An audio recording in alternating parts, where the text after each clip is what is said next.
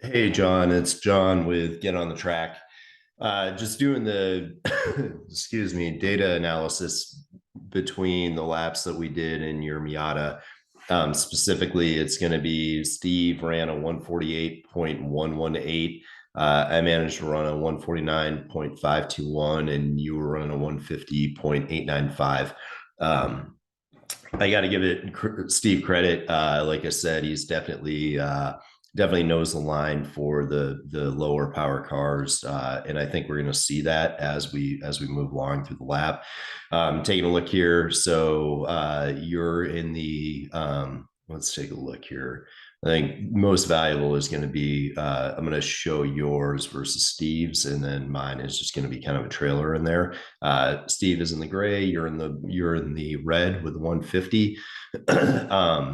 So taking a look at this, not sure what the heck was going on through here, but Steve had more corn. Oh, you know what? I know why. All right. Sorry, man. Kind of stream of consciousness here, but I think I've got a good idea of why Steve was gaining more time in there along the front straight. I'll loop back to that, circle back to that. But here, I think you're short shifting, whereas Steve is just staying in it and letting it run through. Definitely run, especially once you get the cooling system run out or figured out. You're going to want to run through those gears and use the higher RPM to try to get as much horsepower out of that sucker as you can. We'll work on that. But coming through here, Steve is carrying a really good mid corner speed. You can see that he peaks out a lot higher than you, and that area under the curve is just massive. Coming through here, I think braking. Steve, interestingly enough, is able to go throttle a little bit earlier and carry a little bit more mid corner speed. In a Miata, this is definitely critical. So if you take a look, Steve's speed bottoms out literally, yeah, as I scroll through there, Steve's speed bottoms out at 39 versus your speed and frankly mine bottom out at about 37. It looks at like so. Again, it's a Miata. Speed is critical. The longer you can carry that, the better. The more speed you can carry, the better. So you're fighting. If I look here, I actually exited with less speed than either of you two, but Steve is carrying at least 1 or 2 miles an hour more than you. That full length of turn 9 and then going into 8.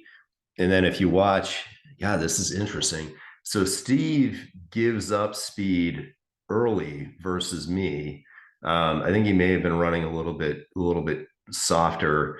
Like basically, I'm not sure why he gave speed up here. That's interesting. So, I mean, I can feel like the hero because I was gaining time on Steve through here. But yeah, I'm not sure why he gave speed up early at the entry to 8. Maybe we can talk to him and see if that's a technique that he uses.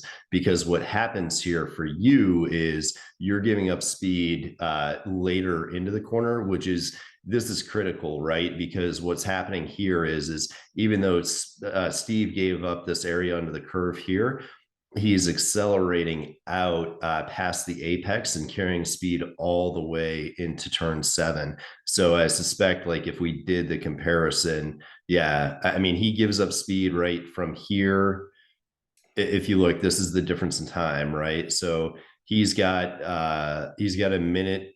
He's got a minute 1 2 2 1 2 3 on you here, and then when he enters into 7, not a minute, a second, he's got 136, so he gains a tenth of a second even though he gives up the speed here. I'm going to argue that here I did it a little bit better than he did, although again, yeah, it is interesting. So even though I gave up a little bit of speed here, I would say that my line is better because the area under the curve here is bigger than the area under the curve here. So we match up, and as I exit, going past that apex, we mirror each other again, going into turn 7. Steve, one of the things Steve does is, if you notice, he's waiting to brake longer than you are, right? So you're braking at, literally, we can measure it out. So Steve is braking at 1,064 meters, or I'm sorry, you're braking at roughly 1,057 meters, and Steve isn't braking until 1,077. So 20 meters further than you is where Steve is braking. If you look, Steve's brake application is, oh, I'm sorry, that was me. Regardless, Steve is waiting a little bit longer than you to brake. So Steve is braking at 1,067 versus 1,051. So 52, or about 12 meters further than you, which is significant. And then coming through here, you brake less than Steve, but then, yeah, interesting. So I think Steve was playing relatively conservative because we weren't freaking wearing helmets. I completely overbrake through there. So you're doing a better job there. You're carrying more speed coming through 7. And then you're accelerating quite well out of there. And then you are funny.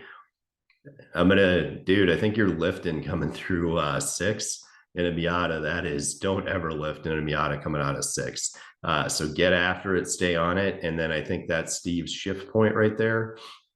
But you can see that area under the curve is where he gained a lot of time on you.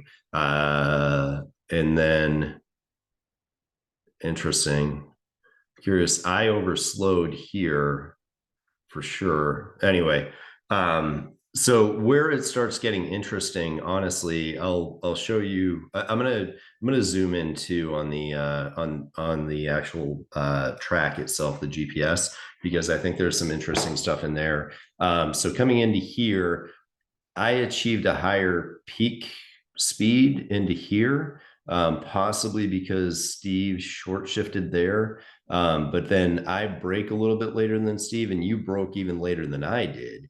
But Steve just carries smooth braking into here, so he's braking a little bit earlier. But then his mid corner speed coming through 5 is freaking absurd compared to you, and even more so me. God, this is a crappy lap for me. I'm thinking I probably, it's because I'm downshifting horribly and giving up a lot of speed and chucking the car sideways that I'm just not carrying any speed up the hill. But if you look, Steve's got, I mean, a maximum of 5 miles an hour, which in a Miata is massive, but then it closes down to about 3 miles an hour, 4 miles an hour through there. So anyway, he's carrying a lot more speed coming up that hill than either of us, and that's massive.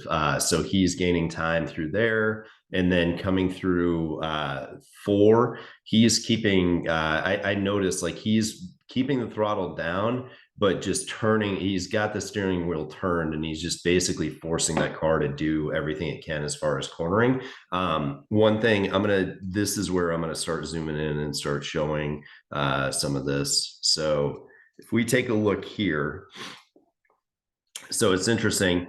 Steve enters and it appears to be further out. If you notice right there, Steve enters wider than the both of us, which I think is massive in terms of he's making the radius of the corner longer. So that entry into 5, he's staying out wider in order to be able to maximize that radius and come around here. And then he also, it appears that he makes this a slightly later apex than either you or I did.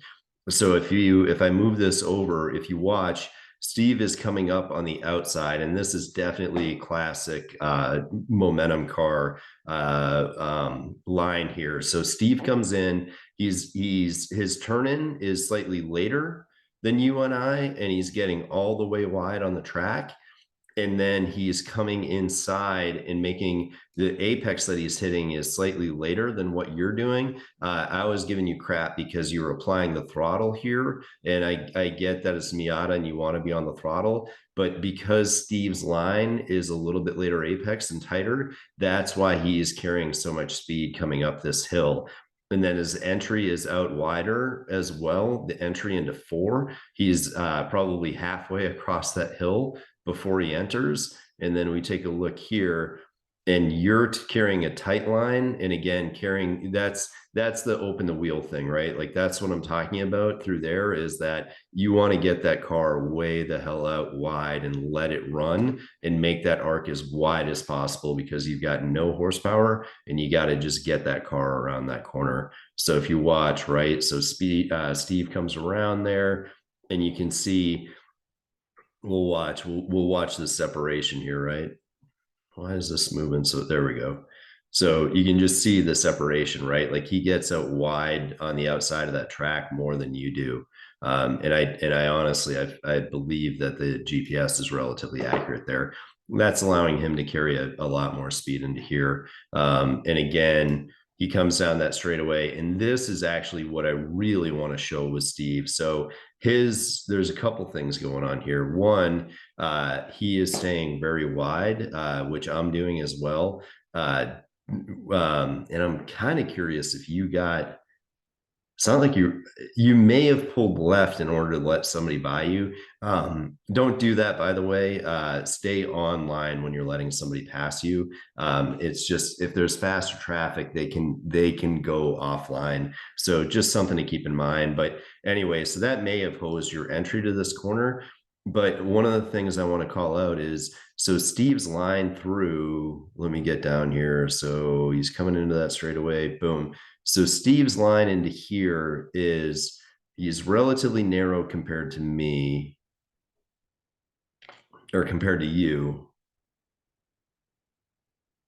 And actually, I'm gonna have some fun with this so that we can really get an idea of what's happening there. So Steve comes in relatively narrow, but then what happens is, coming through coming through three and into two, he is way the hell out there. I notice this every time. So again, he's trying to maximize that arc, since we've got no acceleration. So he's letting the car run all the way to track edge on that right-hand side before entering in, before transitioning to the turn in for turn one.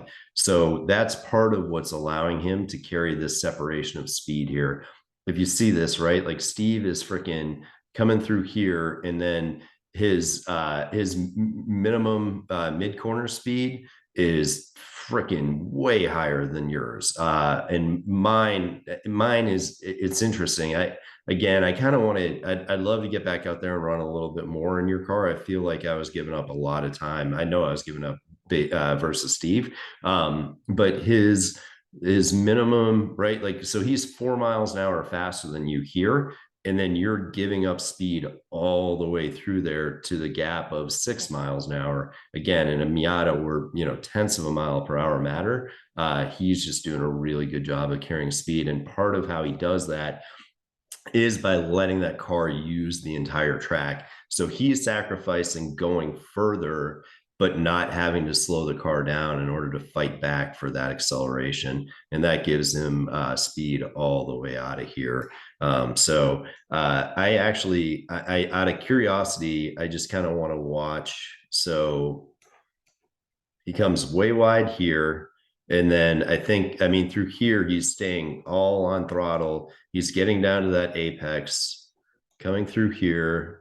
His line's not much different through here. He's a little bit later than we are, it looks like. But the big thing is he's making this really, really swoopy out here. He's coming out and taking a more traditional, wider line, which most of the time I'm running tight, and I do that with higher horsepower cars, because I've got acceleration out of here. But instead, Steve is just, again, trying to maximize that arc to use as much of the track as possible. And then he's turning in relatively late to slow that car as little as possible. So he's really, what we talked about in terms of using minimum steering, that's what Steve's really doing through here. Again, I'm a little bit, I'm curious about this. I feel like when I'm running through here, you can see that my minimum speed through here, I feel like I gain speed on Steve through here, and that's one of the few places where I can claim that, because God, he really kicked my ass in a lot of other sections.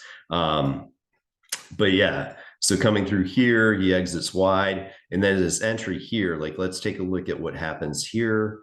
His entry here is really, really wide. So he's making this a real traditional late apex. Again, trying to carry as much speed as possible, but making that arc as wide as possible and as big as possible coming around here. And you can see that translate in terms of he comes through here, and then boom, he's carrying a lot of throttle through here. You are relatively matched compared to him, which is kind of interesting. But I think that by getting his minimum speed here, he's basically able to go to the throttle a little bit harder than you and carry it through there. That's interesting. So seven, I mean, just looking at the graph, it doesn't look like there's a hell of a lot of difference between seven in terms of what he's doing. That's interesting. There's his line difference in seven doesn't appear to be providing a lot of gains. Admittedly, Steve wasn't pushing as hard, so maybe if he was pushing harder, he would have carried more speed and come through there more. I'm going to honestly defer to Steve on these lines. I mean, specifically going into five that wide, there is a reason that he does that, and he gains a hell of a lot of time. Really, really swoopy. And basically, it's what's happening is he's making it a later and longer apex in order to be able to maximize that speed, right? Like every arc that Steve makes is bigger than the arcs that you or I were making. And there's a really clear reason. He's really trying to use all of that track in order to minimize the amount of speed that he loses in that car. Every tenth of a mile an hour in a Mazda is worth it. So again, really broad arc here, and he's getting that wheel straight in here in order to be able to in order to be able to eke out just a little more acceleration here and run through that corner a little bit faster. It's really kind of fun to see this and just see the difference in how he's running that line. But yeah, Steve's line is really where that's what's making up the difference. That's the difference between him and I think the big difference between you and I is that I'm just coming in and waiting a little bit longer in most places in order to be able to I'm carrying more confidence, right, on the throttle. So more confidence on the throttle coming through six, a little bit more confidence in my corner speed through here. And also, I think you short shifting is having an impact on your lap times. Anyway, hope that's helpful.